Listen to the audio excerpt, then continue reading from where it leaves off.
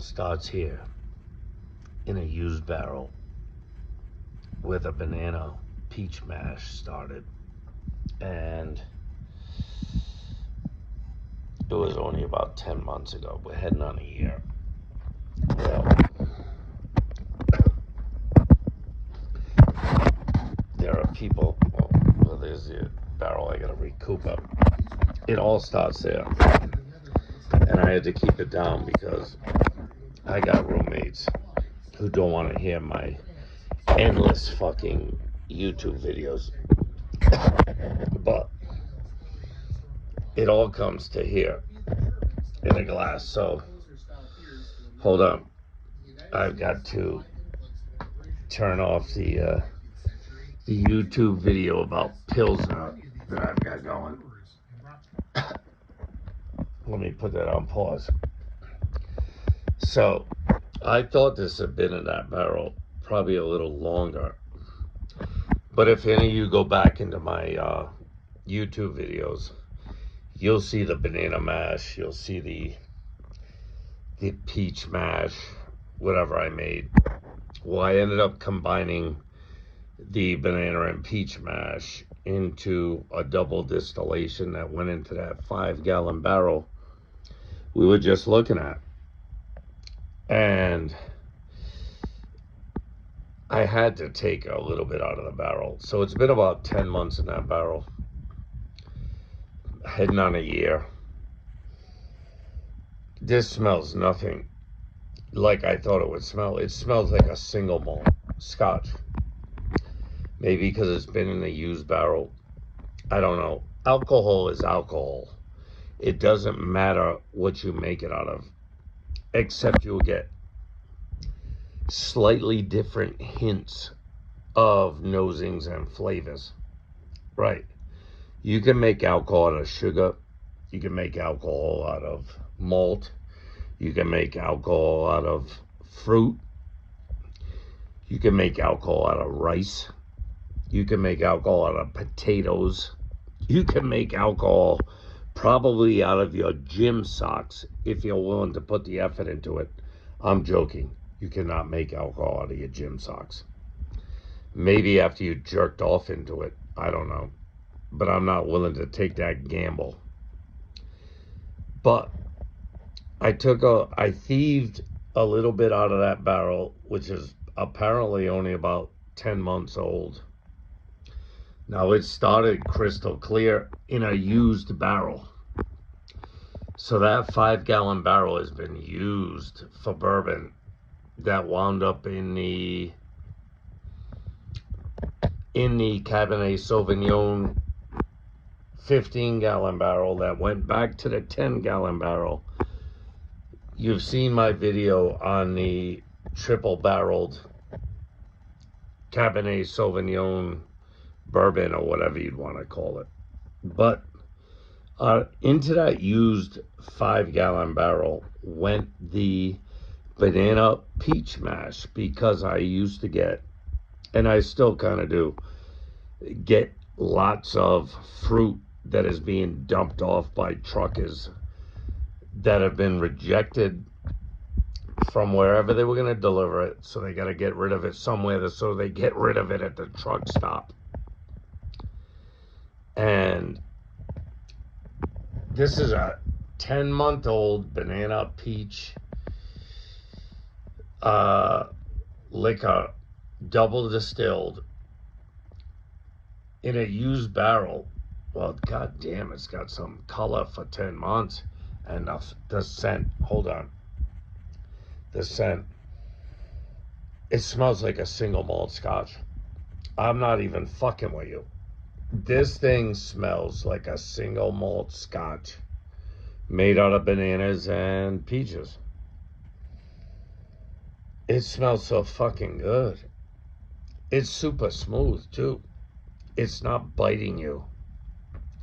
Yeah, I've smelt a lot of liquor in my life because I'm partly Irish, and the rest is Portuguese, English, and Scandinavian, I think. I'm a typical American. I am a fucking mutt. But this This shocked me tonight when I got my big ass snout right up in this thing. Let me do it one more time. It smells like a single malt scotch made out of bananas and peaches. Let me put some of it down in my fat fucking belly and see if the flavor is the same. Let's get a drink.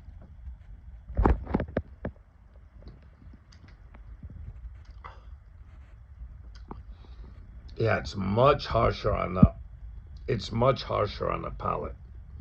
But the nose, the palate was just giving me some flavors. Like cinnamon. Hold on. I'm gonna have to think about this for a second. There's my Fender. I love my Fender guitars. You can buy 2 Fenders for the price of a Gibson. God bless you. And I love those guys sitting on the girder. All right. The nose is so good. It's like a single malt scotch. A lot of fucking fruit. But that single malt. And there's no malt in this. Let me get one more sip and see if I can get serious about what this tastes like. Because it's so surprising to me what this thing has turned into. It was real juicy off the second distillation. Let's go.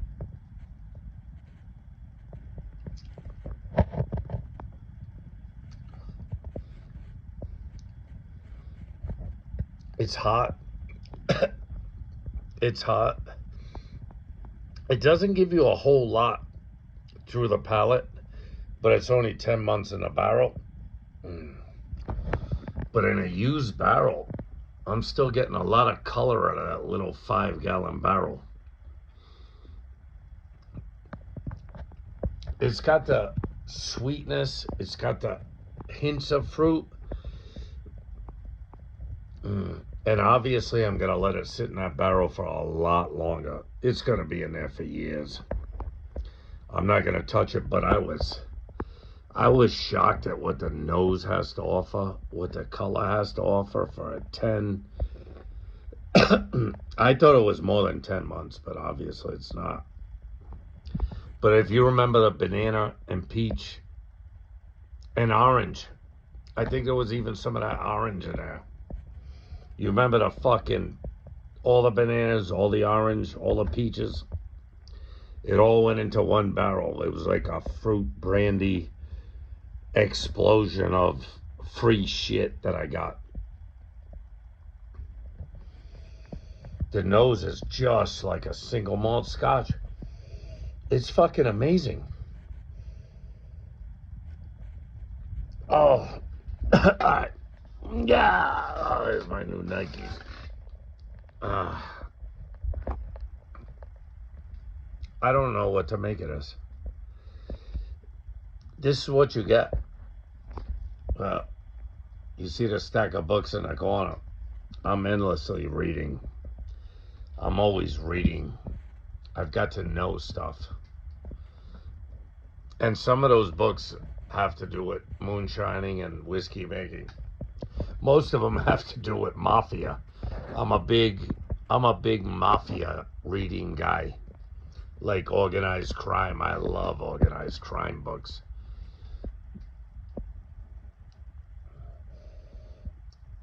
Oh, it smells so sweet. And it smells like a single malt with a sweetness and a fruitiness.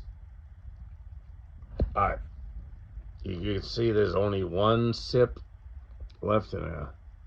There's some legs on it.